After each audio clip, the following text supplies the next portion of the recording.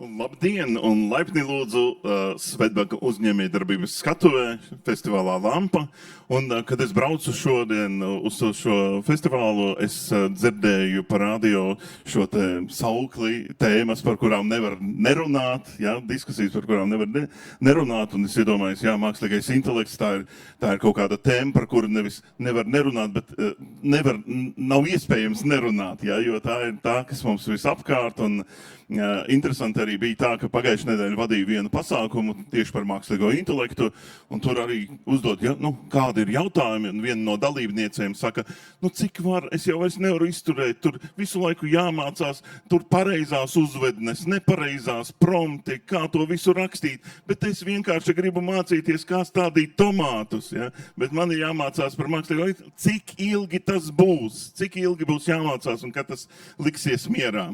Un es domāju, par to ir mūsu arī ļoti aktuāla šī diskusija, kur stundā mēs mēģināsim atvert, es teiktu, tādu neaptveramu tēmu, kur jau gadiem diskutē par šo, jeb mākslīgais intelekts, darbinieks bez darba līguma, vai tas var kļūt par mūsu kolēģi, ja, vai tas potenciāli, varbūt jau kaut kur tāds kolēģis ir, vai tāds kolēģis var parādīties organizatoriskā struktūrā, kā ar viņu komunicēt, kā iedarboties. Daži arī tādi varbūt aktuāli jautājumi, kas ir vadītājs šim virtuālam kolēģim un tā tālāk. Un tad par šo tēmu mēs tad arī šodien parunāsim. Es esmu Aldis Ērlis un moderēšu šo pasākumu šodien un gribu iepazīstināt ar mūsu brīnišķīgiem diskusijas dalībniekiem.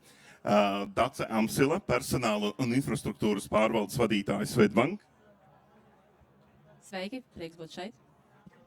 Drusku mums tā mikrofoniņu jādalās.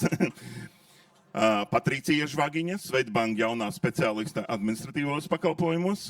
Prieks iepazīties. Mārtiņš Odobērs, Lexo AI līdzdibinātājs un vadītājs. Sveiki visiem.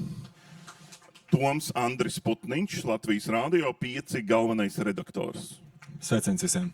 Jā, tad uzsāksim šo diskusiju un ar nelielu ievadu, tāpēc, ka tajā brīdī, kad mēs runājam par mākslīgā intelekta darbiniekiem, aģentiem, varbūt drusku tāda putra galvā kādam ir. Man ir, varbūt jums nav, bet var tā. Un tāpēc varbūt, lai drusku no tāda profesionālās leksikā izskaidrot, kas tas tāds ir, tad profesionāla tādā mākslīgā intelekta jomā par aģentu uzskata tādu, teiksim, programmas kodu vai instrukciju, kurai ļauts autonomi domāt.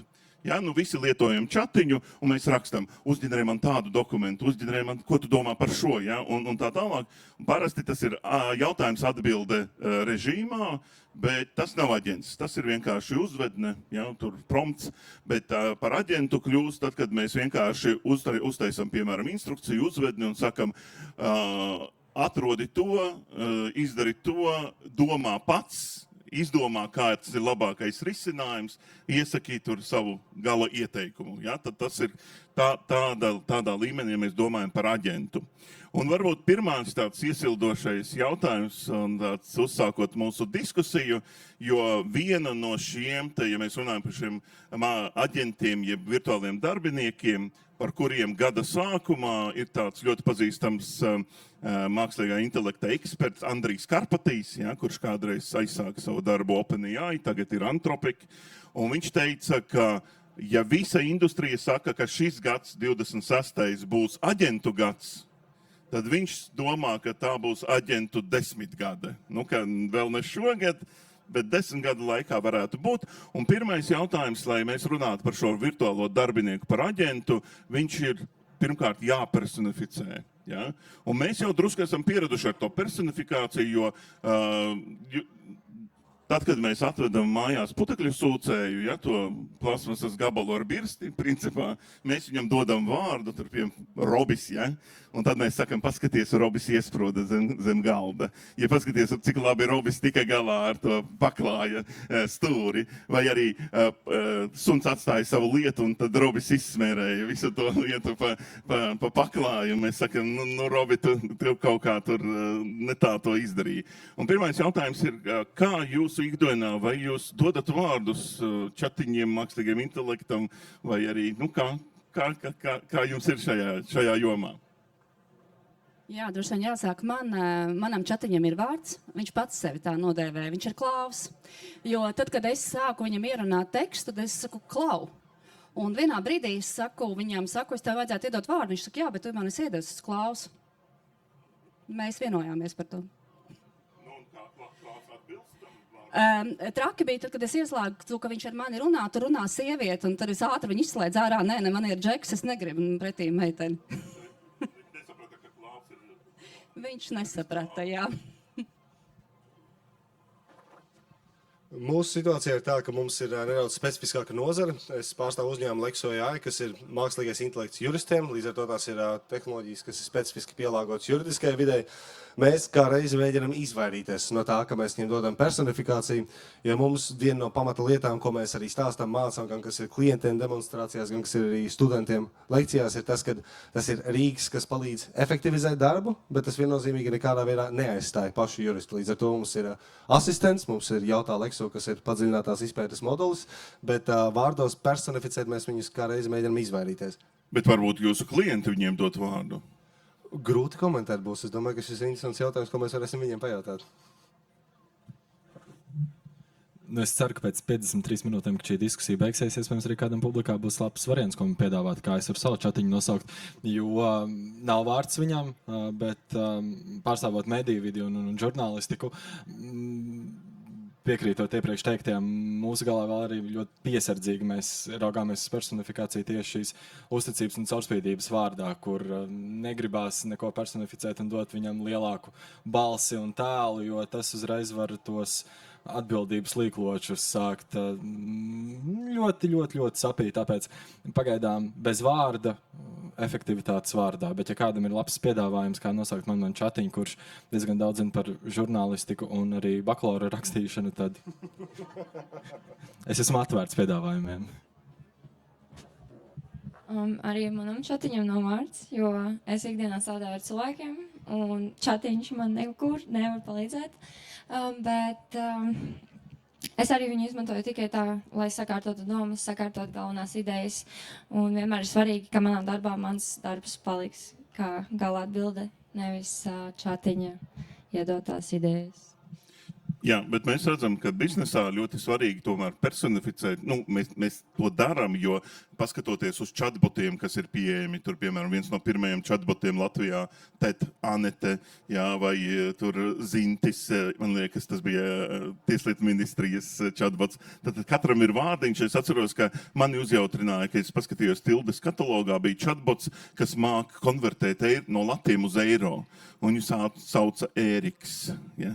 Nu, tā kā mēs vēl atgriezīsimies pie tās personifikācijas, jo, lai runātu par mākslīgo intelektu darba vietā, par tiem aģentiem, viņas tomēr nāksies personificēt, viņiem kaut kādus vārdus dot, jo tas arī mūs palielina uzticību, ka tas nav kaut kāds tas plasmas gabals ar birstī, ja, bet nu, kaut kāds tuvāks, mīļāks robis, kas tur mums palīdz iekārtot māju. Bet varbūt mēs varam uzdot jautājumu klātesošajiem, vai jūs dodat vārdiņus saviem čatiņiem, robotiņiem un dažādiem citiem rīkiem, ja? Un vai jūs sakat paldies un lūdzu saviem, tad, kad rakstat tos čatiņus? Ja, jūs zināt, kāpēc jāsaka paldies un lūdzu? Nu, jo tad, kad visa mākslīgais intelekts pārņems pasauli, nu, lai jūs nenosodītu, ka jūs bijāt nelaipni ar robotiem, ja? Nesperiet ar kāju arī tos putekļu sūcējus un tā tālāk. Tā, kur mums nāk jau tie vārdiņi, čatiņš. Kas vēl? Jā, lūdzu. Kur skanējam korkodiņu, dalamies. Man kolēģi šorīt, es no rīta paprasīju šo jautājumu, man kolēģi viena atzinās, viņa saka, es savu Klodu čatiņu saucu par Pedro. Bet tad viņai komandā ir 2 Pedro, viņa saka, kad es ar viņiem es nepieminu, ka man ir čatiņš Pedro. Čatiņš draugs, mans pro, Levija, Linda. Nu jā, interesanti. Dažādi šie vārdi. Jā, un pārējot jau varbūt uz tādu profesionālo, ja mēs runājam par to, ka šie te aģenti mums parādās mūsu darba vietā, noteikti mums ir jāpadiskutē par to, kas ir tās funkcijas, kur jūs redzat, kur šobrīd ir vislielākā potenciāli lielākā pievienotā vērtība no šiem te aģentiem, kad tiešām viņiem parādās potenciāls kļūt par virtuāliem darbiniekiem. Jā, varbūt Mārtiņš. Jā, jūs veidojat šo te... Mēs esam tieši no otras puses. Mēs esam tie, kas uztaisa to mākslīgo intelektu, kas nāk iekšā. Tā kā mēs nevis izmantojam un ieviešam, bet mēs viņu izstrādājam un tālāk viņu klienti mums arī ievieš iekšā. Mūsu pusē tas sākās pavisam vienkārši saprotot, kad ir manuāli rutīnas uzdevumi, kas šobrīd aizņem neproporcionāli daudz laika, nevis dēļ kompetences trūkuma, bet dēļ tā, ka pašas tehnoloģijas ir neefektīvas. Mūsu gadījumā, ar ko mēs darbojamies sākotnēji, ir juridiskā izpēte. Līdz ar ko, ja mēs iztēlojamies vienkārši juridisko izpēti, kas ir par tiesu rakstu Latvijā, tad vienkāršākais, kā to iedomāties, jums ir mapīte uz darba virsmas datora, kurā stāv 650,000 anonimizētu tiesu nolēmumu, par kuru jūs veicat juridisko izpēti.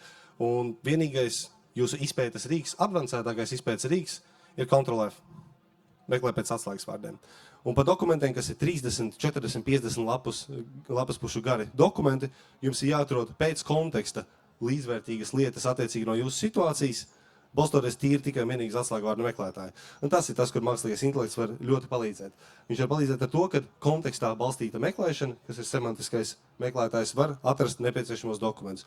Un tālāk, attiecīgi no tās funkcionalitātes, mēs būvējam papildus funkcionalitāti pa virsu tam. Ja mums ir atrasti nepieciešamie dokumenti, vai mēs viņus varam izanalizēt, vai mēs varam atrast pareizās tēzes, bet jebkurā gadījumā pie stūres visai tai programmatūrai kā tādai vienmēr ir jurists ar juristu kvalifikāciju, kas saprot šos rezultātus, saprot, no kurienes šie rezultāti ir radušies, un tālāk arī var saprast, kā šo argumentāciju tālāk pielietot savā stratēģijā un klientu lietā. Bet tad vai mēs varētu runāt par tādu pilnvērtīgu lomu kā juristu, bet vai drīzāk tās ir kaut kādas funkcijas, kas tiek noklātas, kuras kā jurista palīgs, tāds augmentācija, spēju paplašināšana.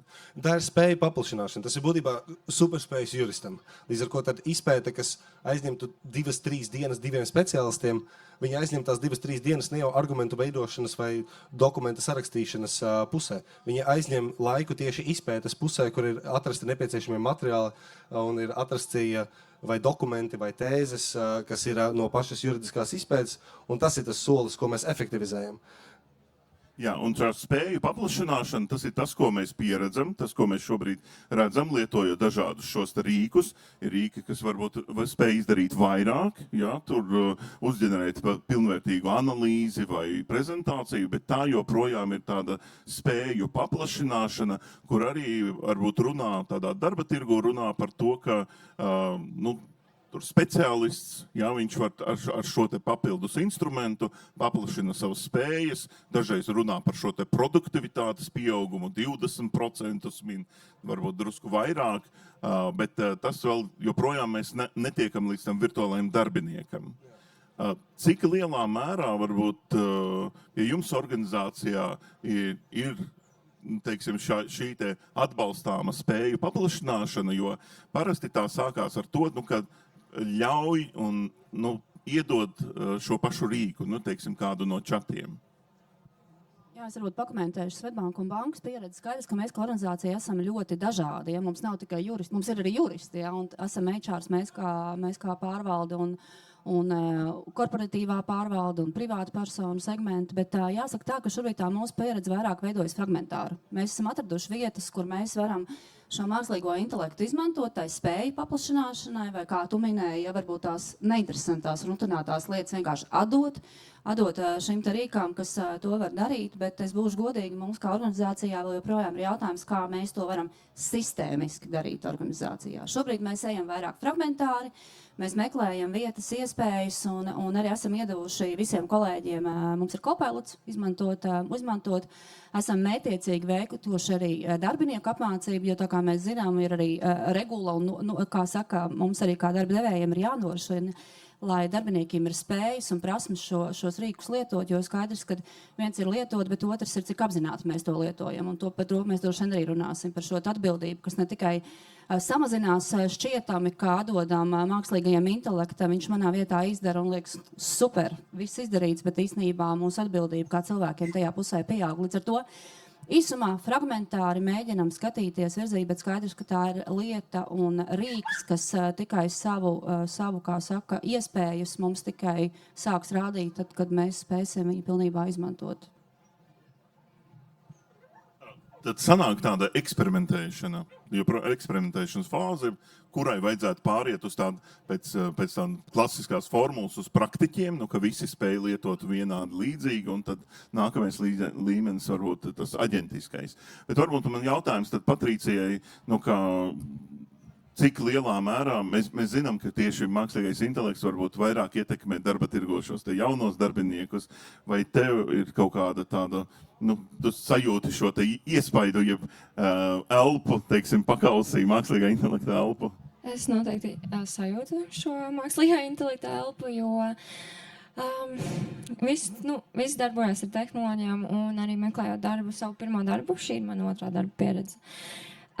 Es nevarēju atrast darbu nekur, kur ir tā kā jāzina visas šīs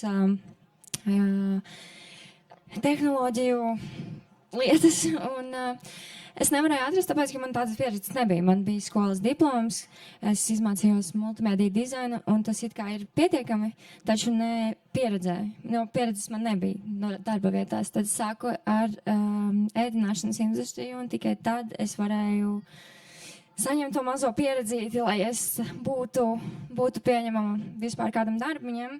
Bet jā, mākslīgais intelekts ir ļoti, ļoti, ļoti pieprasīts, un noteikti skolēniem tas būtu jāmācās arī skolā, lai viņi varētu būt vienlīdz spējīgi kā jau esošie darbinieki. Bez mākslīgā intelekta mēs nekur tālu netiksim, un skolā arī tāpat bija. Jā. Jā, un varbūt saistībā ar to, ko Patricija teica, man liekas ļoti svarīgi, ka vajadzīgs ir pieprasīts tas mākslīgais intelekts, bet vai mēs varam pateikt, kas ir pieprasīts? Kā darba devēji, vai jūs varat nodefinēt, ko jūs gribētu, lai jaunieši zinātu?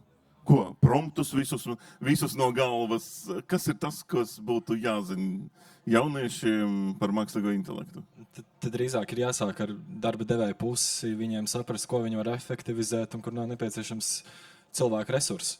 Un tas notiek dažos sektoros ātrāk, dažos gausāk. Piemēram, raugoties uz mediju vidi kopumā, teorētiski raugās uz visiem mediju 3 veidiem: televīzija, rakstošais un audiālais. Teorētiski rakstošais un audiālais ir pilnībā automatizējams. Visās iespējamajās satura ražošanas pozīcijās redaktors, producents, raidījuma vadītājs. Tehniski tas viss ir automatizējams, apmācot, trenējot, bet Latvijā un joprojām Eiropā var redzēt dienvidos cilvēki ir daudz atvērtāki vērtībās pret automatizētu saturu un automatizētiem arī aģentiem un diktoriem un visu. Es atceros, pirms 2 gadiem Spānijas sabiedriskais mēdījis prezentēja savu revolūciju, ka viņiem ir automatizētā mākslīgā intelekta laika ziņu moderatori, un visiem ziemeļos tas šķita kaut kas kritisks, kā tas var būt, ka mākslīgais intelekts mums ir uzticams cilvēks, kas mums pasniedz laika ziņas. Tāpēc tur ir piesardzība, un tāpēc lai arī kaut kas ir automatizējums, tur būs arī tās atgrūdienas, ka nē, mums joprojām cilvēks ir svarīgs, cilvēku resursi ir vajadzīgs, cilvēku zināšanas tur ir vajadzīgas, bet kamēr, darba devējs, tā teikt, nepiespiedīs un nepateiks, ka šis mums vairāk kompetencēs nav vajadzīgs, šādas profesijas mums vairs nav vajadzīgas, jo šo mēs varam automatizēt, šo var mākslīgais intelekts izdarīt. Un tad, attiecīgi, izglītības sistēma saprot, tā mums vajag pārlāgot, pārplānot.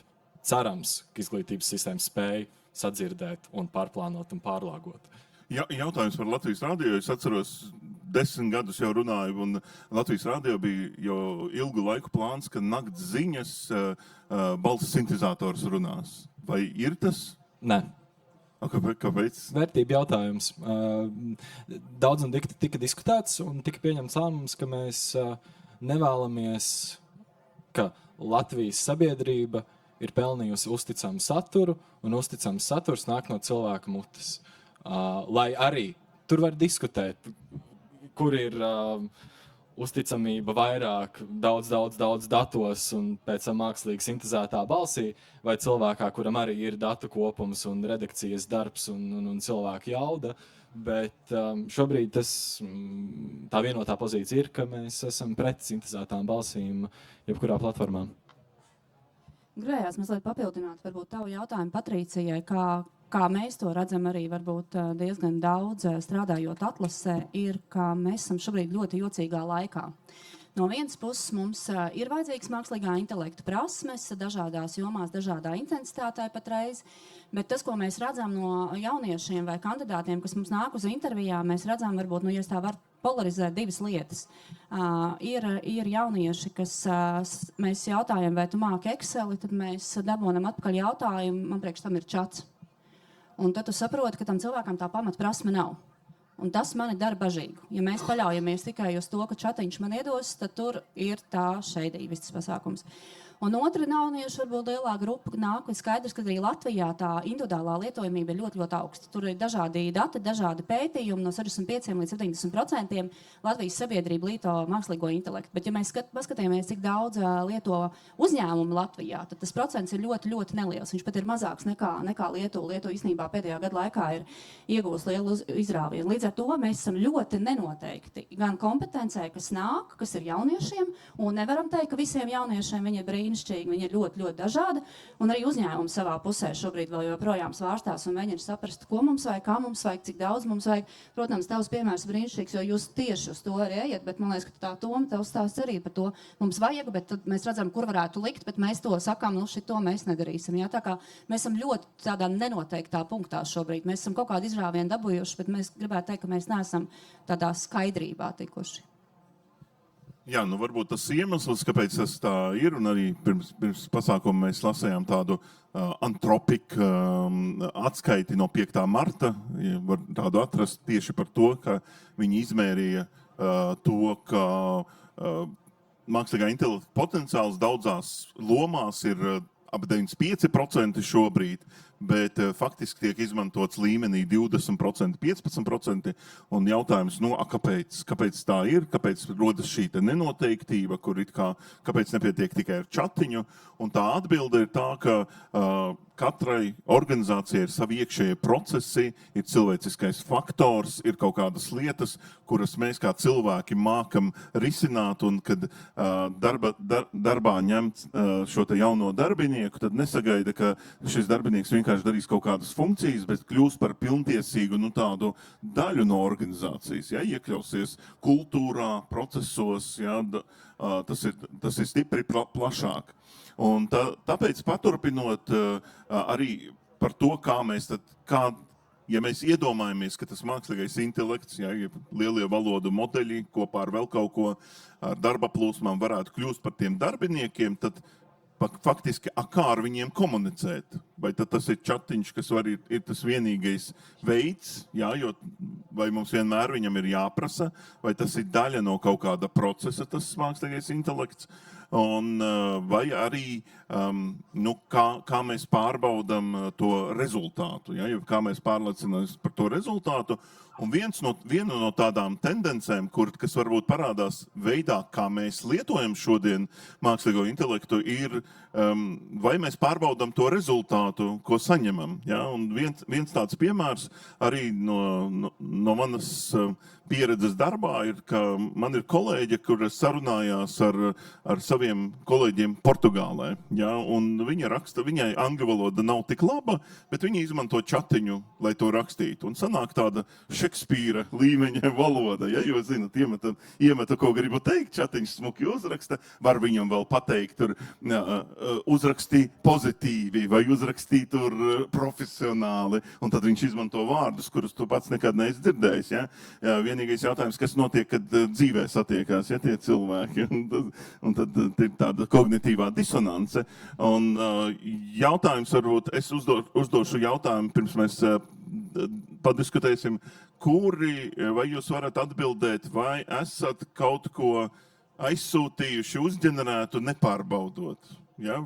Vai varbūt esat saņēmuši kaut ko uzģenerētu un nepārbaudot, jo jautājums ir, ja jūs kaut ko saņemat, kā var pārliecināties, vai tas ir daļēji ģenerēts vai pilnībā ģenerēts?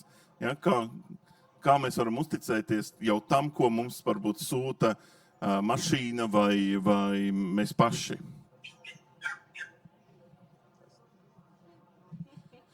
Tā, un mums nāk tās atbildes uz ekrāniņa, ja? Vēl nenāk, tad es domāju, kamēr sūtat atbildes, mēs varētu par to parunāt.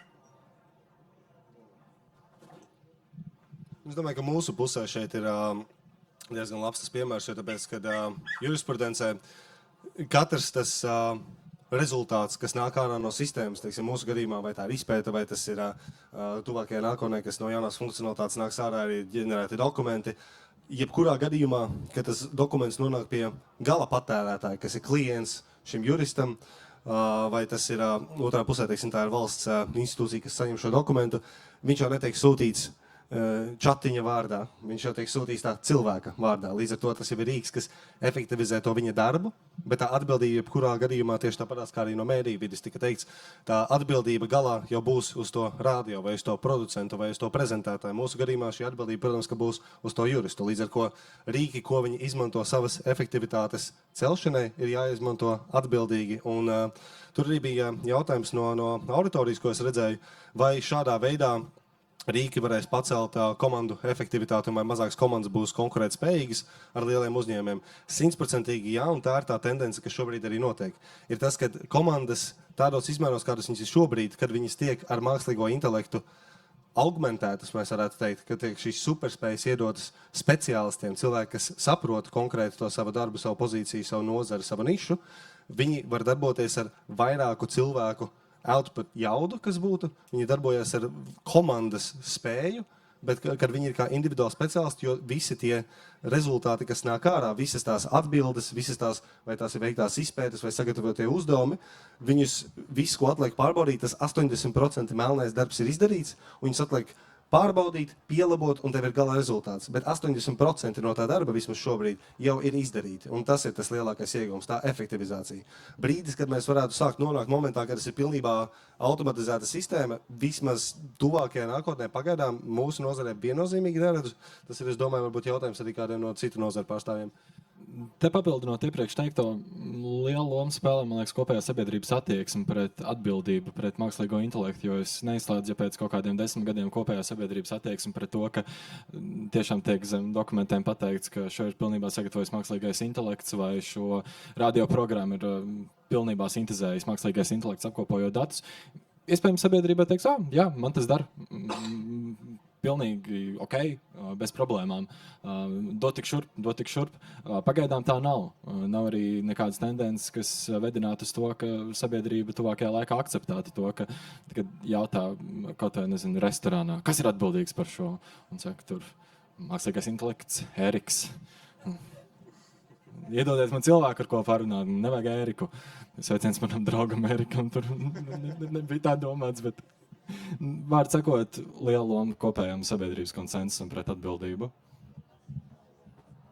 Es arī uzskatu, ka ir ļoti svarīgi, ko sabiedrība par to saka, tāpēc, ka arī par čatiņu Eriku man ir pašai bijušas situācijas, ka man vajag palīdzību no čatiņa, un ne no čatiņa, bet no cilvēka, un man priekšā ir tikai čatiņš, un es nevaru tikt pie tā cilvēka, bet čatiņš mana problēmu nerisina, un tas nozīmē, ka kāds nav samācījis to čatiņu, lai viņš spētu palīdzēt arī cilvēkam ar, teiksim, nestandarta situācijām, vai nu tas ir iepērkoties, vai nu tas ir jebkur citur.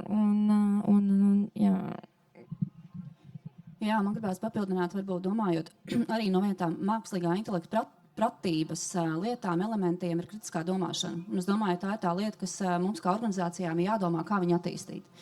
Jo, atkal domājot par banku, daudz dažādi sektori, skaidrs, ka risku jomā visu pārbauda 35 reizes, lai sūtītu prom, bet iespējams kādā mazliet radošākā vai teiksim, jomā, kur varbūt atbildībā vai tas atbildības līmenis nav tik augsts, tur varētu būt šīs situācijas, kad darbinieks rada kaut ko, ko viņš nepārbauda un nosūta tālāk un, kā saka, gan jau sajies pēc jauniešu pieejas.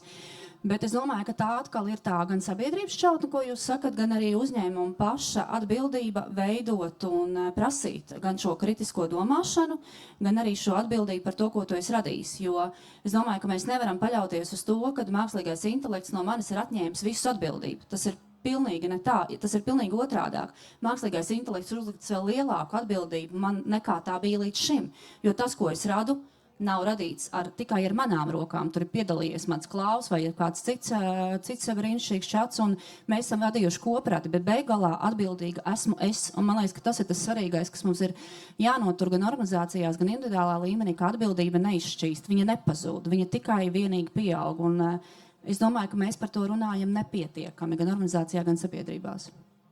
Te ir viens svarīgs moments, ko es gribēju pieminēt. Ja mēs abi pārstāvam diezgan regulāras nozares, kur ir tā atbildība vienmēr būs uz to cilvēku, kas uzliek uz tā parakstu. Un man liekas tāds domu grauds, par ko padomāt, kas ir ļoti, ļoti svarīgi. Ir, ja mēs uzdodam kaut kādu jautājumu, ja tas būtu vienkārši mākslīgais intelekts un saņemam atbildi, un tas ir jautājums, ko mēs uzdevām testam un saņemam atbildi, mēs uzreiz varam pateikt, tas ir pareizi vai tas nav pareizi, tāpēc kā tā. Un tas svarīgais elements ir tā kritiskā domāšana, ka tās sistēmas paliek arvien gudrākas, arvien advancētākas, kad joprojām tiek saglabāts tas oversight elements no cilvēka puses, tas elements, kad mēs paši pārbaudām, skatāmies un saprotam, no kurienes tā atbilde rodās. Jo lielākās problēmas ir īpaši mums rodās tajos momentos, kad tiek uzdots jautājums, uz ko atbilde nav zināma. Un tad ir jautājums, vai mēs varam, vai mēs nevaram paļauties to atbildi, ko tā sistēma iedod. Tāpēc mums, teiksim, kā mēs to risinām, ir tas, ka uz katru atbildi ir konkrēts atsauces uz oficiālajiem avotiem. Tātad vai tie ir tiesas nolēmumi, vai tas ir likumi no likuma LV, vai tas ir kāds tiesiskais regulējums. Bet ir svarīgi mācīt saprast, no kā mākslīgajam intelektam tās atbildes rodās, lai varētu vispār kaut kādā veidā vai kontekstā viņiem uzticēties. Jo uz testa jautājumiem, jā, tas ir skaidrs, mēs varam paskatīties, bet problēmas rodās tā, ka mēs uzdodam jautājumus, ko mēs reāli gribam zināt atbildi, un viņš iedod atbildi, un tad ir jāsaprot, no kurienes tā atbilde radās, un vai tā atbilde ir vai nav pareiza. Jā, tā atbildība ir ļoti svarīgs jautājums, un es domāju, ka šeit arī, varbūt viņi izskan vairāk, jā, tieši tāpēc, ka mēs šeit vairāk pārstāvi no regulētām industrijām, jā, kur bankā jau tā arī bez mākslīgā intelekta skatījās daudz līdzi. Ja?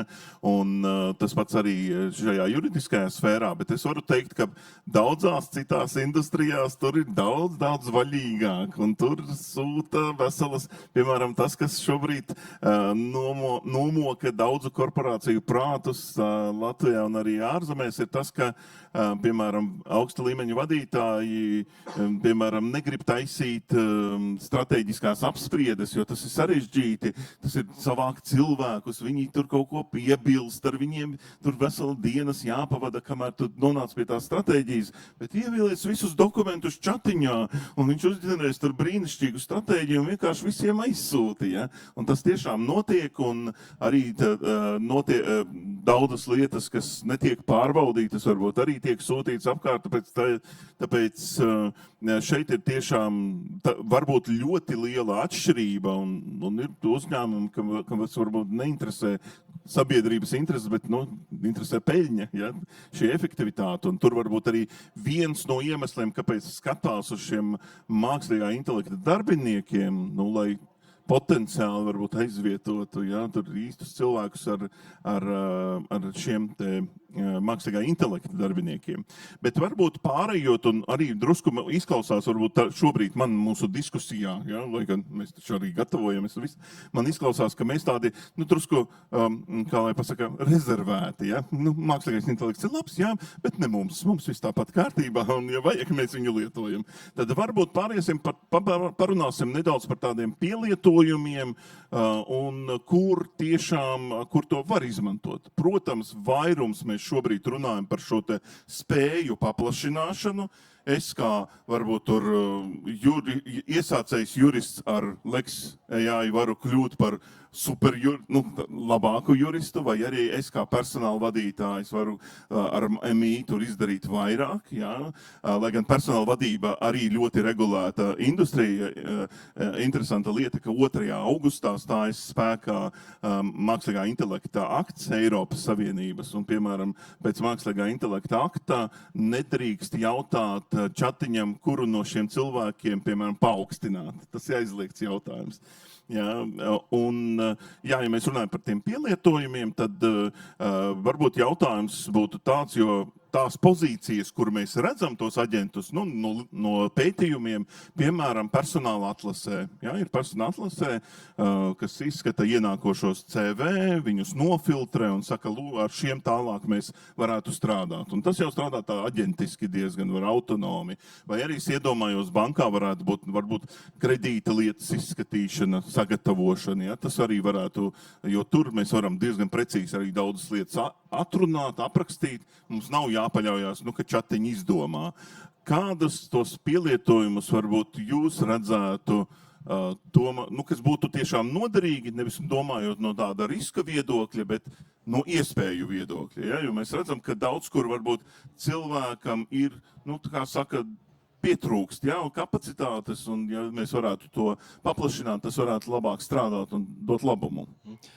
Ātri atgriežoties pie atbildības, te ir ļoti svarīgs moments par caurspīdīgumu. Un mediju vidē mēs visbiežāk domājam par caurspīdīgumu pret sabiedrību, ka mēs sakām, ka šī produkta ražošanā, radīšanā ir izmantots mākslīgais intelekts šādā aspektā. Bet vēl viens ļoti būtisks faktors ir arī minētais par vadītājiem caurspīdīgums iekš pašas darba vidas un darba kultūras. Vai darbinieki atzīst, ka viņi lieto mākslīgo intelektu, vai viņi baidās to teikt dažādu iemeslu dēļ, ka viņiem ir bail tikt aizvietotiem, vai ka viņi negrib dabūt zemāku algu, jo to jau var izdarīt čats un tā tālāk. Bet te mēs arī aizējam pie tā reālā pielietojuma, ko tehniski varētu darīt mēdīju vidē, ko mēs arī esam testējuši un kopsavilkt. Es to varētu visiem likt atcerēties, piemēram, kad ir jāraksta domraksti latviešu valodā literatūrā, un nereti ir tā, ka tās domas iet ātrāk nekā tu spēj ar roku uzrakstīt uz tā papīra. Principā radošajās industrijās, jebkādās, ir tieši tas pats ar visiem darbiem, procesiem, kas radošajiem ir jāizdara, jāiedomājas, bet jāpiefiksē kaut kur. Vai tas ir scenārijs, vai tā ir stratēģija, vai tās ir piezīmes, jautājumi, vienalga, kas tas ir. Bieži vien būs tā, ka, lai tu izdarītu šos, negribu teikt administratīvos soļus, bet savus darba pienākumus, lai to visu fiksētu, lai to novest līdz rezultātam, nereti ir tā, ka tava domāšana ir lielāka un radošāka nekā tava spēja to visu fiksēt. Un te mākslīgais intelekts manā dzīvē ļoti nāk par labu. Neviena sapulce vairs netiek protokolēta ar roku, viss tiek ierakstīts, pēc tam transkribēts, un pēc tam mākslīgais intelekts spēj uztaisīt brīnišķīgus kopsavilkumus, likt kopā dažādas sapulces, kas ir bijušas, dažādus ekspertu viedokļus, un parādīt tās vietas, kas sakrīt, kur ir kaut kādas gudras domas, kuras tajā lielajā radošajā procesā dažreiz tiek piefiksēts, bet nereti vien ir tā, ka viņas ir tik daudz, ka aizmirsti kaut ko, un tur mākslīgajam intelektam ir ļoti liels iespējas. Tā pati scenārija automatizācija, ka tu uztaisi aģentu, kuram tu iemāci datu ievākšanu, un principā rīta raidījumi, kuri sākas 7 no rīta, nozīmē, ka producentam principā ir jāceļas jau kaut kādos 5, 6 ir jau jāsāk skatīties, kas ir noticis pa nakti, kas ir noticis vakarā. Realtātē, nākotnē, mierīgi tas viss var būt automatizēts. Darbinieks ierodas 6:55 studijā, paskatās, ko mākslīgais intelekts viņam ir uzģenerējis kā bāzi, viss aidā darbā, un tu vari darīt foršās lietas, un visu, kas ir automatizējums, noautomatizē, un tā ir brīnišķīga iespēja. Jā, man norazināja tas tevis teiktais, ka vai darbinieks apzinās, ka lieto mākslīgo intelektu, ko tas nozīmē. Un ir tāds jautājums no Silīcija ielas ekspertiem, viņi saka, īpaši jaunieši, vai jūs gribat, lai novērtētu, vai jūs esat tāds zinošs mākslīgā intelektā, viens no jautājumiem, uz kuriem jums jāspēj atbildēt, vai jūs varat ātri nosaukt 5, 6 servisus, ja pakalpojumus, kuros izmanto mākslīgo intelektu. Ja?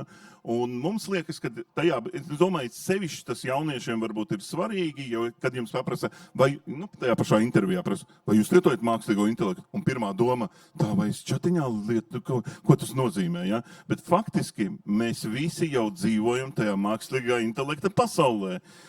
Mums LinkedIns rekomendē, kur strādāt, tur ir mākslīgais intelekts aizmugurē, tur Swedbank internetbankā mums ir rekomendācijas arī balstoties uz algoritmiem, kas ir sava veida mākslīgais intelekts. Mums viss apkārt, tas mākslīgais intelekts, viņš daudzās jomās ir iebūvēts iekšā, un mēs vienkārši viņu varbūt vairs nepamanām. Ja, piemēram, ja jūs lietojat Gmailu, jūs esat ļoti nopietns mākslīgā intelekta lietotājs. Kāpēc? Vai arī korporatīvo e-pastu, kā Microsoft Exchange, Outlooku, jo visas mēstules un filtri notiek ar mākslīgā intelekta palīdzību. Ja? Tad ļoti daudzi servisi mūsdienās, praktiski visi, kuri mēs lietojam, viņi jau ir ar mākslīgo intelektu. Un tad ir jautājums, ja, varbūt atgriežoties pie tiem pielietojumiem, tad mēs uz ekrāna redzam tos pielietojumus, ja, kur arī tā vairāk varbūt mēs domājam par to spēju paplašināšanu, bet kuri varbūt būtu tie pielietojumi, kurus mēs varētu arī korporatīvā vidē atsevišķi ielikt kā amatu, ja mēs atgriežamies pie pamatēmas par kā amatu, kā lomu mūsu organizatoriskā struktūrā. Jo tas arī viens no tādiem, kā eksperti saka, viens no veidiem, kā pieredzināt cilvēkus pie tā, ka mākslīgais intelekts ienāks organizācijā, ka parādās atlases speciāliste Inga, ja, ar organizēto atlases jomā, bet kas ir patiesībā šis te aģents. Es varētu paņemt par atlases speciālistu Ingu. Mēs esam HR-ā testējuši mākslīgā intelekta rīku, kas veids pirmo skrīningu CV. Un jāsaka, tāpat reiz diezgan neveiksmīgi. Arī mūsu zviedru kolēģi piedalījās testā. Mēs visi trīs Baltijas valsts un arī zviedru tirgus piedalījās. Mēs pat reiz viņu neieviesām, jo mēs tur redzam vairākus būtiskus trūkumus. Un es domāju, ka tas darba tirgus Latvijā ir tik šaurs, ka, diemžēl, mēs nevaram paļauties tikai uzrakstot kaut kādus kritērijus, kas ir drīzākais ideālais mans kandidāts. Mēs dabonam ļoti, ļoti šauru redzējumu ārā. Ja, jo skaidrs, ka tur var salikt vif, bet man pašai tikko bija atlase ar brīnišķīgiem 160 pieteikumiem. Un es domāju, ka tad, kad es gāju cauri visiem CV, es arī savā veidā mēģināju saprast, kas man ir pieteicies, kas ir tas profils.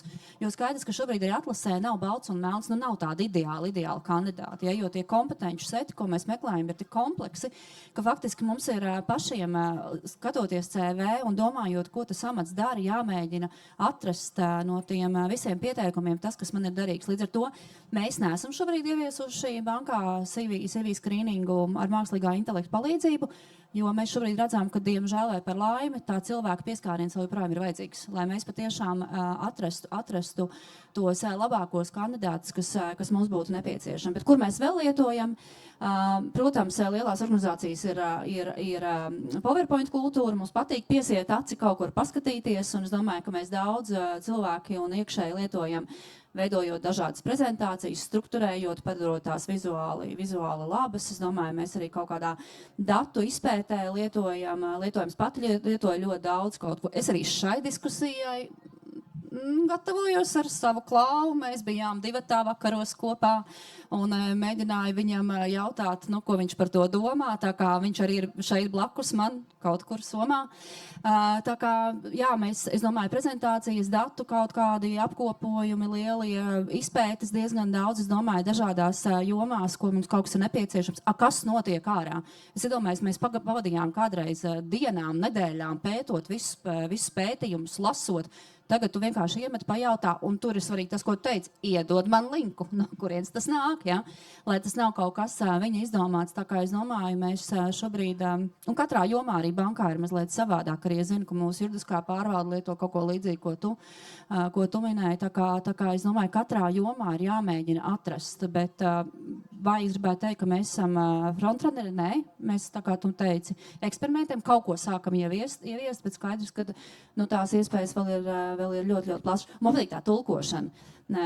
Jo dažkārt jāuzraksta smuks un pieklājīgs ēpasts angļu valodā, un tad šis ļoti palīdzīgi. Kādreiz es ilgāku laiku tam pavadīju. Tagad es iemetu, uzrakstu kontekstu, un man ir ļoti skaists ēpasts. Un viena no manām kolēģiem arī vadības komandā minēja, ka viņi arī dažkārt atbild ēpastus, palīdz ar čatiņu rakstīt kaut kur ir nepieciešami varbūt tādi plašāki regulātoriem skaidrojumi vai kas cits. Tu dabūni vienkārši tādu labu iedvesmu, kur tu varbūt dažkārt patērēji daudz laika, kā to uzrakstīt. Jā, tad varbūt mēs varam pāriet pie tās teiksim, ļoti saistītās tēmas, kas nav gluži tas mākslīgā intelekta darbinieks, bet tas, kas visvairāk ietekmē, tā ideja, kas ietekmē visvairāk, jeb tie sauc ietekmi uz junioriem, uz tiem jaunajiem darbiniekiem, kur pagājuši gadu, ja mēs tie, kas sekoja līdzi dažādiem šiem paziņojumiem pasaulē, tad ļoti daudz konsultāciju kompānijas, tādas kā Ernst & Young, PricewaterhouseCoopers, Bostonas konsultatīvā grupa, pārveidoja savas organizatoriskās struktūras no piramīdām uz obeliskiem. Ko tas nozīmē? Viņi teica, paskatieties, arī kā šeit uz ekrāna, visus šos darbiņus mēs parasti devām kam? Jaunajiem darbiniekiem. Lai viņi tur trenējās, mācās un uzzina un tā tālāk. Bet kas sanāk? Ja mēs iedodam rīkus mūsu jau tādiem pieredzējušākiem, vidēja līmeņa, augstākā līmeņa darbiniekiem, patiesībā viņi var izdarīt visus tos darbus, kā arī tu teici, ka apkopot informāciju un tā tālāk. Man nevajag 10 jaunos darbiniekus, kas apkopo visu informāciju. Es to varu izdarīt ar tiem mākslīgā intelekta rīkiem. Līdz ar to parādījās tāds fenomens, sākot no pagājušā gada, ka stipri samazinājās pieprasījums pēc jauniem darbiniekiem darba tirgū. Un organizācijas to piramīdu saplacināja uz obelisku, un tas radīja, protams, jaunus izaicinājumus, un tas izaicinājums, ko arī žurnāls Economist nosauc kā 26. gada lielo izaicinājumu turpmāko gadu, ja mēs nepieņemam juniorus, tad kā mēs pēc laika nokļūsim pie senioriem, ja? Jo mēs taču saprotam, ka juniors izauga organizācijā, un es pieļauju, ka sevišķi dažādās spēcīgā kultūrā, kā Svetbankā, tad nopirkt no ārpuses to senioru, nav tik viegli, jo viņu jau vajag integrēt kultūrā, un vislabāk, kad viņš izauga organizācijā iekšpusē. Un otra lieta, kas viens ir stāsts par junioriem, tad mums jāsaprot, kā tas izskatās un vai tas ir ietekme šobrīd. Un otrs, ko mēs varētu varbūt ar pluszīmi novērtēt, ir parādās tā saucamās 65-gadīgās zvaigznes.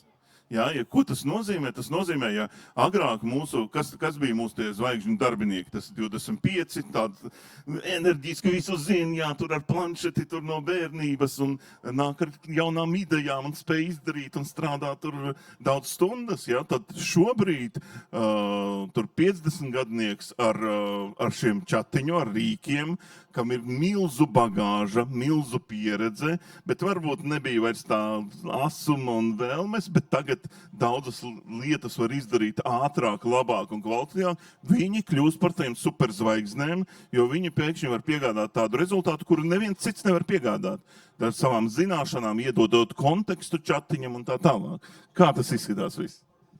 Man gribas par šito pakomentēt. Es par tiem otrās dzīves puses talantiem. Es tagad mēģināju atrast pareizo vārdu. Man gribas teikt, es tagad redzu, mēs esam dažādi šeit. Ir gan jaunieši, gan kolēģi, kas jau ir ilgākajā darba tirgu, un man gribas teikt, mīļie, kas ir darba tirgu 20+, šis ir mūsu laiks. Un man gribas teikt tā, bet ir viens nosacījums. Mums tas mākslīgais intelekts ir jāpūst. Mēs nevaram teikt, tā kā tu teici par tiem tomātiem sākumā, ja lieciet man svētu mieru, es tik daudz mācījies, un man jau ir jau, kā saka, līdz brošai viss, un es vienkārši gribu sagaidīt savu pensiju, un es nezinu, kad viņi atnāks, vai viņi vispār atnāks, bet tad tu neiesim. Mums ir jāmācās. Es domāju, tā ir paudzē, kas ir 45+, mums ir ļoti, ļoti jāņem nopietni šis te rīks, un mums ir jātīst savas prasmes, jo mēs spējam iekabināt, es atvainojos jaunā paudze, kas ir šeit, jaunajai paudzei. Jo mēs varam ielikt to 20+ savu pieredzi visā tajā, ko tas mākslīgais intelekts dažkārt arī jocīgu uzģenerē, tu paskaties un tu saproti, šitas nav tas, šitas nav par to. Tāpēc gribētu teikt, ka, un arī es kaut kur biju vienā brīnišķīgā pasākumā, kur arī viens runātājs, viņi bija veikuši pētījumu un salīdzinājuši 4 lielu organizāciju darbiniekus, kā viņi apgūst mākslīgo intelektu un vai pastāv atšķirības starp jaunieti un, teiksim, pieredzējuši talantu. Nav atšķirība starp mākslīgā intelekta apgūšanu jauniem un cilvēkiem 40 vai 50 plus. Tādu nav. Viss ir tikai mūsu gribēšana, mūsu deksme un mesties iekšā. Līdz ar to es gribētu mūsu sevi un jūs iedrošināt mācamies, jo mēs spējam visu savējo uzkabināt virsū, ko viņš rada. Par jauniešiem. Būšu godīgi, es kā personāla vadītāja esmu norūpējusies par šo jautājumu. Mēs patreiz organizācijā mēs redzam, ka tās junior vai tās entry lomas mums viņas mazinās, bet es negribētu teikt, ka viņas tagad uzreiz mazinās mākslīgā intelekta dēļ. Tur ir daudz citu aspektu, kāpēc viņas kļūst mazāk, un mēs to gadu laikā šo tendenci redzam. Bet iespējams, ja mēs arvien vairāk viņu sāksim, mēs vairāk ražosim aģentus kaut kādās, teiksim, fragmentārās vietās un sāksim viņus, kā saka, plagot kopā un veidot to spēcīgāku organizācijas veikspēju, es domāju, ka mēs drīz vien pie šī nonāksim. Un tāpēc man ir ļoti, ļoti liela baža par šo, tā kā tu teici, kā nodrošināt to talantu, kurš šobrīd, kā Patricija, ir ienākusi pie mums, viņa auga, viņa attīstās, un ja viss notiek, viņa turpina to savu karjeras uzaugsmi, un viņi ir lēnām un pamazām ienākusi tirgu, un viņi ir veiksmīgi, tad tā pozīcija, kur viņi ienāk, viņi vairs neeksistēs. Bet tas, ko es redzu, ir, ka organizācijām vienkārši būs vairāk jāpiestrādā pie šo jauno talantu onboardinga, jo iespējams, ka tās lomas būs, viņas būs savādākas, viņas iespējams onboardēs mākslīgais intelekts, ja, jo iespējams, es tagad fantazēju, es nezinu, ja, jo es arī domāju, ka Latvijā vēl joprojām, es nezinu, man, ka tu redzot tās jaunās lomas, ka viņas sāk izzust varbūt tieši tavā specifikā, bet es domāju, ka organizācijām tas būs izaicinājums un būs jāpārdomā, kā onboardēt jauno talantu, ko ar viņu darīt. Būs vairāk laika jāpatērē, būs jāpārveido darba plūsmas, kā tas notiek. Tas vairs nebūs tik vienkārši. Bet es domāju, ja mēs spēsim pieadaptēties, es domāju, ka mēs nekur nespruksim. Mums tie jaunieši būs tajā darba tirgu jādabon iekšā. Un te otra puse arī, es atvainojos ilgi runāju, bet man gribas pateikt par to otru pusi par izglītību. Es zinu, ka te bija kaut kur diskusija par izglītību, un es satiku vienu no diskusijas dalībniekiem, Ilza Mēdne, kas arī bija panelī par mākslīgā intelekta ietekmi uz izglītību. Man gribas teikt, ka mums šis jautājums ir jārisina arī valstiskā kontekstā un kontekstā ar izglītības sistēmu, kā mēs jauniešus varam tuvināt darba tirgumu nepieciešamajām prasmēm. Man gribas teikt, ka mums ir industrijas, kas ir veiksmīgas šobrīd. Mēs ar tevi par to diskutējām, jūs esat kā juristi dabūjuši daudz labas lietas iekšā. Mēs banku sektorā dažādos jomās redzam, ka mums ir ļoti liels gaps starp jauno talantu un to, ko īstenībā jau šobrīd vajag, vēl nerunājot par to, ka tur kaut kādas pakāpes kritīs laukā. Tā kā es domāju, mums arī jādomā ir ne tikai kā darba devējiem, bet arī kā izglītības sistēmai, ko vēl jaunietim dot, lai viņš ir gatavāks, lai viņš ir praktiskāks, vai lai viņam ir praktiskas prasmes, jo tagad arī diskutējot ar jauniešiem, kāda ir pieeja augstskolās, viņi ir dažādi. Ir pasniedzēji, kas saka, mākslīgais intelekts, nē, rakstiet visu paši, radiet visu paši tikai tad. Un tad ir pasniedzēji, kas saka, mākslīgais intelekts, jā, es jums nelasīšu nekādas lekcijas, izpētiet paši, atnākiet, pastāstiet, ko jūs izanalizējāt. Tā kā atkal tāda nenoteiktība, bet es domāju, ka darba devējiem par šo būs ļoti, ļoti par jauniešiem būs jārūpējas, jo mums nav citas iespējas. Mēs esam ļoti, ļoti maz tauta, un mums ir jāpalīdz tiem mūsu jauniešiem nokļūt tajā darba tirgū.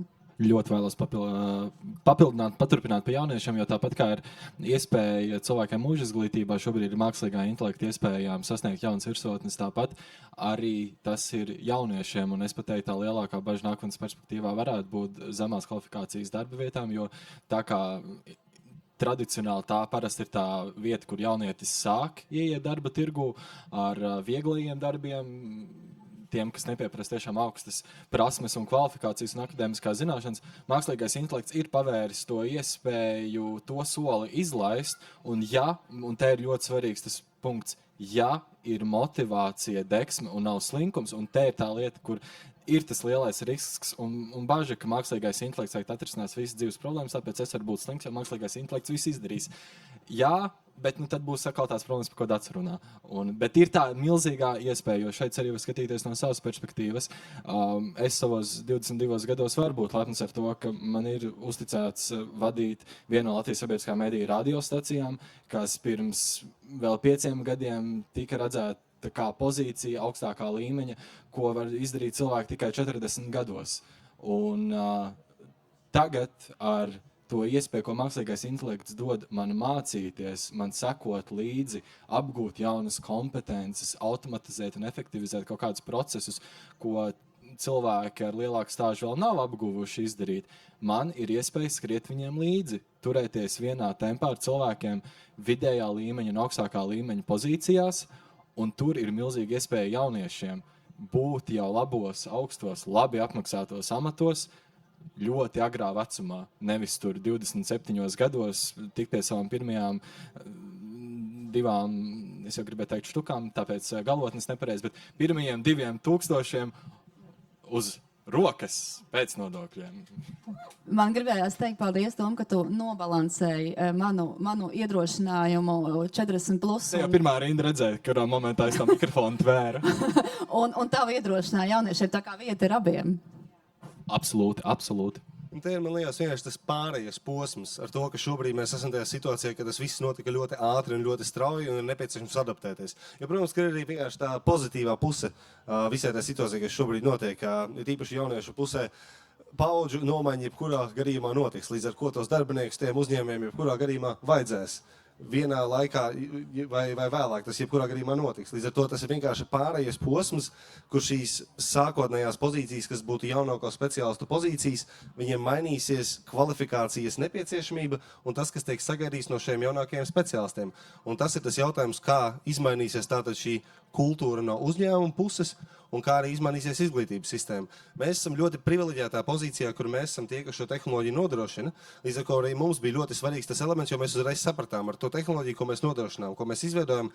Mēs ļoti labi apzinājāmies, pēc kā tas iet. Tas iet pēc jaunāko speciālistu pozīcijām, un arvien vairāk mēs paņemam arvien vairāk tos uzdevumus, ko vēsturiski darīja jaunākie speciālisti. Līdz ar to tas jautājums ir, ko viņi tad darīs. Un tas ir iemesls, kāpēc mums ir akadēmiskā partnerība, un tas ir iemesls, kāpēc mēs esam integrēti iekšā Latvijas universitātē pašā mācību programmā kā tādā, kāpēc mēs arī vadām lekcijas un stāstam par mākslīgā intelekta izmantošanu, par riskiem, par atbildību, jo tā vienkārši būs viena no jaunajām kompetencēm, kas tiks sagaidīta no jauna darbinieka, kas nāks iekšā šajā darba tirgu. Līdz ar to tas ir vienkārši tas moments, kad ir pārējais posms, kur adaptācijai jānotiek ir gan pašā izglītības sistēmā un jāsaprot, ka tā ir daļa no jaunās kompetences, kas ir nepieciešama. Ir jāsaprot, kas būs tie uzdevumi, kas šos jaunos speciālistus sagaidīs šajās jaunajās pozīcijās. Un tālāk arī uzņēmuma pusē jāsaprot, ka nebūs reasonable, nebūs pieņemami sagaidīt par to, ka tagad mēs gaidām, kad jaunākais speciālists ienāks iekšā ar 10 gadu pieredzi mākslīgā intelekta izmantošanā, 15 gadu pieredzē Microsoft Office'ā un visi tie brīnumi, kas līdz šim ir bijuši. Jo tāpēc, ka tas posms par kvalifikācijas iegūšanu, viņš ir daudz savādāks nekā viņš ir bijis līdz šim. Un tur paliek daudz savādāka specifika, kas no tā speciālista tiek sagaidīta. Jo arvien vairāk no tā speciālista būs vairāk kā menedžera pozīcija pārskatīt to, kas ir bijis un kas ir izveidots no rīkiem, un tālāk uztaisīt šīs korekcijas un labojumus un uzlikt to pēdējo posmu, kad viņš ir tiešām perfekts. Jā, man jautājums Patricijai, jo šobrīd tiek uzskatīts, ka visvairāk vērtēs darbiniekus, kuri spēj būt efektīvi fiziskā un digitālā vidē. Tas nozīmē, ka es māku virtuāli strādāt ar klientiem vai caur mākslīgo intelektu vai digitāli, bet varu arī tikties ar viņiem, organizēt pasākumu, sarunāties. Ir šīs prasmes, kas ļauj komunicēt, ne tikai caur chatiņu, bet arī fiziski. Un kā tu redzi sevi, esot savas karjeras sākumā, kas ir tas ceļš, kur mēs redzam, ir tas uzsvars, nevajag, ka viss ar mākslīgo intelektu tas paplašina un tā tālāk, bet ir šī fiziskā pasaule, kur nav tā mākslīgā intelekta, un kur arī ļoti svarīgi būt un spēt. Es uzskatu, ka fiziskā pasaule ir tikpat ļoti svarīga kā chatiņš, tāpēc, ka mums skolā vienkārši iedeva chatiņu un visi sāka viņam jautāt, lai izdara viņu vietā un pazuda gan tā esence, gan tā jēga, un mēs visi stāvējām klases priekšā un prezentējām vienu to pašu darbu, nevis ar savām idejām, un kas varētu varbūt kaut ko izmainīt. Fiziskā pasaule nekad nepazudīs. Un par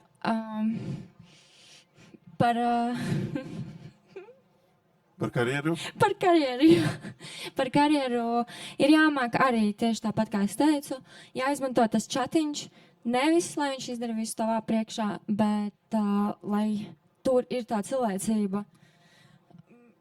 Jā, paldies. Un tagad mums ir palikusi burtiski minūte. Es domāju, ka mums bija sanāca tiešām ļoti interesanta diskusija. Kā jau mēs sākām, mēs teicām, ka par šo jau diskutēja gadiem. Un, protams, stundā mēs visu neizrunāsim. Nobeigumu, tāds beigu jautājums ir tas, kuru es esmu pamanījis, kurš interesē visus un vienmēr. Kā jūs un kur, kādā veidā un kur jūs mācāties par mākslīgo intelektu? Jā, es eksperimentēju, un mums organizācijā ir pieejami visi LinkedIn Learning kursi bez maksas. Un tad šitas ir mans drillējamais temats, ko es tur tagad mācos. Cik bieži tam, cik daudz jāmācās? Tad, kad vajag, tad, kad es nevaru dabūt ārā to, ko man vajag.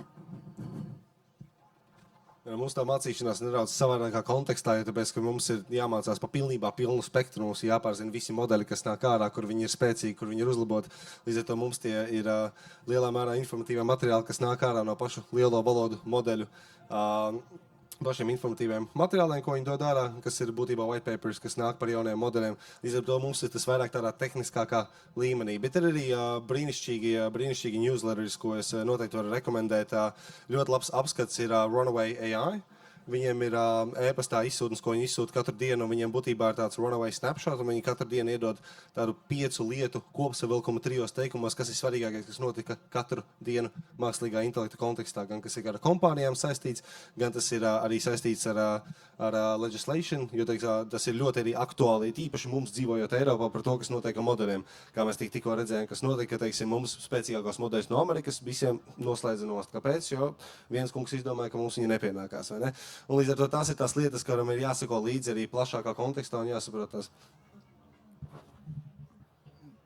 Iedodot citu perspektīvu, knifs metode, kā apgūt mākslīgo intelektu, varētu būt tiešām sēsties klāt kopā ar savu mākslīgā intelekta rīku un kopā mācīties, identificēt to lietu, kas nepatīk, besī, negribās darbā darīt vai ikdienā kaut ko gribētos nedarīt. Un tad skaties, vai mākslīgais intelekts to var izdarīt. Varbūt sākumā nē, bet runājot, rakstot, iespējams tur arī kaut kas sanāk. Un tā arī es darbā raugoties uz saviem pienākumiem visu laiku skatos. Kas ir tā lieta, ko es varētu iedot mākslīgajam intelektam, tā, lai man būtu laiks citām iespējams vērtīgākām lietām, ko es nevaru automatizēt. Un tad es sēžu vēlās vakar stundās pēc panorāmas pie mākslīgā intelekta rīkiem un skatos, vai es šo viņam varu uzticēt. Dažreiz jā, dažreiz nē, bet tas ir tas, kas ir vienkārši cilvēkiem brīvajā laikā jādara caur uzvarām un zaudējumiem, jāsaiet roku rokā. Es vēl neesmu atradusi, kuras varētu ikdienā izmantot chatiņu savā darba ikdienā, bet es ļoti bieži klausos visādus podkastus ar citu cilvēku pieredzēm, ar jaunumiem, ar aktualitātēm, kas viņiem tur tajās patīk, kas nepatīk, ko var izmantot, ko var neizmantot. Un tā es mēģinu atrast to lietu, kur es varētu viņu tiešām pielietot darba ikdienā, jo šobrīd man darbs ir tikai fiziski ar cilvēkiem, un īsti automatizēt e-pastus nav nepieciešams, Exceļus arī nē, un tīri tā cilvēcība ir tas, ar ko es šobrīd strādāju. Tāpēc, jā, nevaru pateikt. Jā, paldies. Vai mums ir laiks jautājumiem? Jā, es redzu tos. par tiem, ja kāds ļoti, ļoti grib ceļam roku, ja tā ir unikāla iespēja uzdot jautājumu, nu, paskatīsimies. Te viens jautājums, vai mazs uzņēmums ar vienu cilvēku un vairākiem MI aģentiem var kļūt par konkurentspējīgu un tradicionālu uzņēmumu? Nu, šeit ir interesanta tāda lieta, ka jūs internetā jau šobrīd varat atrast, piemēram, aģentu komplektu, jeb uzņēmumu, un respektīvi faili, jūs lejupielādējat viņus, un tur ir iekšā, piemēram, pārdevējs, marketinga speciālists, tur mediju speciālists, vēl kaut kas, un jūs viņus tā kā nokonfigurējat, metat iekšā uzdevumu, un viņi sāk viņu pildīt uzdevumu, un jūs pat varat atsakot, kā viņi to dara. Protams, tās visas lietas uzreiz pateikšu, un simtiem aģentu jūs varat lejupielādēt, var uzreiz pateikt, ka tās lietas parasti darbojās YouTube video un vakumā, ja, nevis realitātē. Ja, bet varbūt kāds grib uz šo jautājumu arī kaut ko nokomentēt? Es domāju, šeit no mūsu puses te būs vairāk nevis kā no juridisko tehnoloģiju uzņēmuma, bet vairāk kā no startup puses. Mēs esam 3 cilvēki. Un tas, ko mēs izdarījām pēdējā 2 gadu laikā, manuprāt, ir diezgan ok. Un līdz ar to arī mēs neesam jutuši to spiedienu par to, ka mums būtu nepieciešams tik liels komandas paplašinājums, un tas lielā mērā ir dēļ mākslīgā intelekta. Un, jo īpaši, kad mēs runājam par programmēšanu, programmēšanā un viss, kas saistīts par un ap kodu, šie modeļi ir ļoti, ļoti spēcīgi, un būtībā ar katru nedēļu nāk ar vien spēcīgāku modeļu ārā. Un mūsu pusē ir tieši tā atbildība par implementāciju un integrāciju, bet tas ātrums, kādā mēs varam attīstīties, tas viennozīmīgi jautājums par to, vai uzņēmums ar vienu cilvēku gluži ne, visticamākais, ka viens būtu par maz, bet vai mazas komandas varēs būt ar tādu pašu triecienspēku, kā tas varētu būt lieli legacy uzņēmumi, jā, 100%. Un viņi visticamākais viņus arī izkonkurēs. Jā, un tas arī, ko mēs šobrīd redzam, ka maziem uzņēmumiem ir vieglāk varbūt izveidot to uzrāvienu un panākt labākus rezultātus, jo bieži vien, piemēram, salīdzina, ka mazs uzņēmums, nu tas mēs runāt par 10, 15, 20 cilvēkiem, var iegūt 100% šo te uzrāvienu, 200% produktivitātē, kur liels uzņēmums, nu varbūt maksimums 15, jā, un tas ir saistīts ar to, ka, nu, tas, ko mēs runājam, ka esošie procesi ierobežo, esošie procesi uzliek kaut kādu noteiktu tādu sistēmu, bet, protams, ka, ja mēs runājam, varbūt tas procentuāli uzrāviens ir mazākiem uzņēmumiem lielāks, bet, protams, ka kopsumā tas efekts lielākiem uzņēmumiem tomēr paliek lielāks. Te arī jautājums par to kritisko domāšanu, un, protams, nu, tas arī tāds klasisks jautājums par to, vai mākslīgais intelekts padarīs mūs stulbākus, ja? Nu, tā vienkārši runājot. Un, ja mēs sūtīsim un pieņemsim to, ko uzģenerēja par labu, par patiesību, tad jā, jo tas, ko arī, tas, ko mēs dzirdam, ka piemēram, es kaut ko uzģenerēju un pajautāju vispārīgi vai nesapratu tas, kas tur notika, tad es neko neiemācījos. Ja, es faktiski, tāpat kā skolā, kad špiko, ja, precīzi tāda pati analoģija. Ja es nošpikoju, es pat dabūju varbūt labu atzīmi, bet es kaut ko iemācījos, nē. Tāpat arī ar mākslīgo intelektu čatiņu, ja es kaut ko no viņa nošpikoju, tad es neko neiemācījos. Vēl kaut kas? Jā, tas laikam arī šodien viss. Liels paldies visiem diskusijas dalībniekiem un klātesošajiem. Es ceru, ka bija ļoti noderīgi un radīs daudz domas. Un lietojam mākslīgo intelektu atbildīgi. Paldies!